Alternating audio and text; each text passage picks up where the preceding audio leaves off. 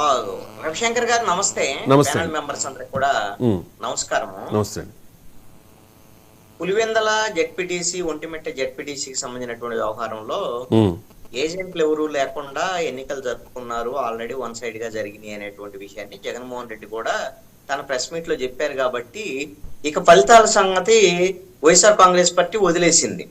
Already ఫలితాలు one side గా ఉన్నాయి అనేటువంటిది వాళ్ళకు ఒక క్లారిటీ ఉంది. ముందు ఫలితాలకు ముందే జగన్మోహన్ రెడ్డి చెప్పేశారు. కాబట్టి జరిగినటువంటి ఎన్నికలకు సంబంధించినటువంటి తీరు కూడా ఖచ్చితంగా అప్రజాస్వామికంగా జరిగినటువంటి మాట వాస్తవం.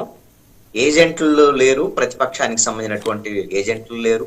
అదే విధంగా వచ్చినటువంటి ఓటర్లని ఓటు వేసుకున్నటువంటి వాళ్ళ స్లిప్పులు తీసుకొని వీళ్ళే ఓట్లు వేసుకున్నటువంటి పరిస్థితి ఉంది.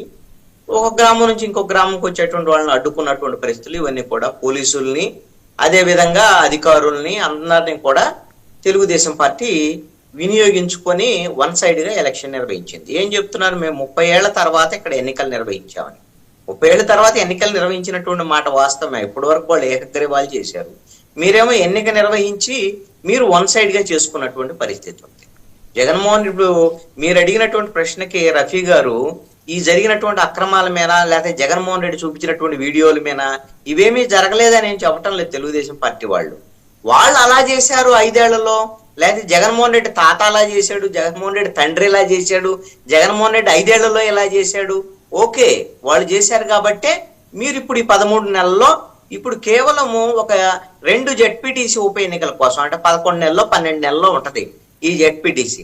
దీనికోసము రాష్ట్రంలో ఉండేటువంటి అధికార యంత్రాంగాన్ని మొత్తాన్ని కూడా ఉపయోగించి మీరు పోలీసులను ఉపయోగించి ఇప్పుడు ఏదో కర్రసామును ఎత్తుకొని మూలలో ఉన్న ముసలమ్మను కొట్టారన్నారు కదా, అట్లా ఉంటది ఈ సామెతలాగా ఇప్పుడు ఈ 2 జెడ్పీటీసీలు గెలవటం అనేటువంటిది.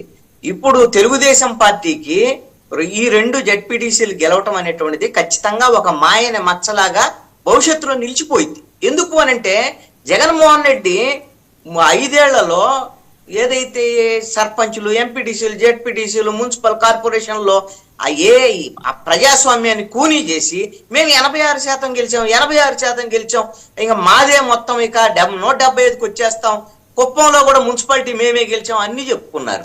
ఏమైంది 2024 వచ్చారు కల్లా?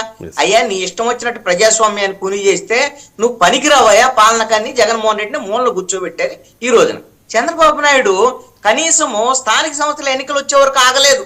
ఆగకుండా ఈ మున్సిపల్ చైర్మన్ల విషయంలోను, ఎంపీపీల విషయంలోను, కార్పొరేషన్లకు సంబంధించినటువంటి చైర్మన్ల విషయంలో, అదే విధంగా మేయర్ల విషయంలో ఇప్పుడు వచ్చేసరికి 2 జెడ్పీటీసీలు.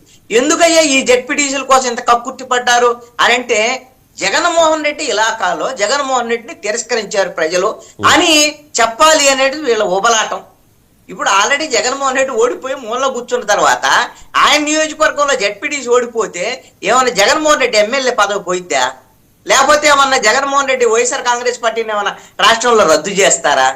వాడు వైఎస్ఆర్ కాంగ్రెస్ పార్టీ కూడా ఇలా ఉబలాట పడి కుప్పంలో మున్సిపాలిటీ మొత్తం మేము గెలిచాము, ఇక కుప్పంలో ఇక చంద్రబాబు నాయుడు ఇక పోటీ చేసినా ఓడిపోతాడు అని ఎన్ని చెప్పుకున్నారు. చెప్పుకున్న తర్వాత ఏమైంది 2024 ఎన్నికల్లో?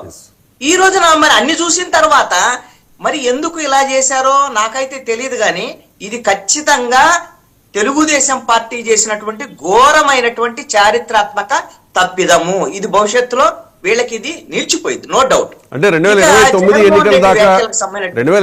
ఎన్నికల దాకా ఈ ఇంపాక్ట్ ఉంటుందా? ఈ మచ్చాని మీరు అంటున్నారు కాబట్టి అడుగుతున్నా సార్. ఈ ఇంపాక్ట్ అనేది ఎన్నికలకు ఇదేదో పనిచేస్తుంది, వచ్చే ఎన్నికల్లో తెలుగుదేశం పార్టీ ఓడిపోయిందని అనను నేను. దానికి ఏం జరిగిందని అప్పుడు పరిణామాల్లో సపోజ్ ఒక 100 కారణాలు వైఎస్ఆర్ కాంగ్రెస్ పార్టీ ఓడిపోవటానికి కారణాలు ఉంటే ఈ అప్రజాస్వామికమైన చర్యలు కూడా వాటిల్లో ఒకటే.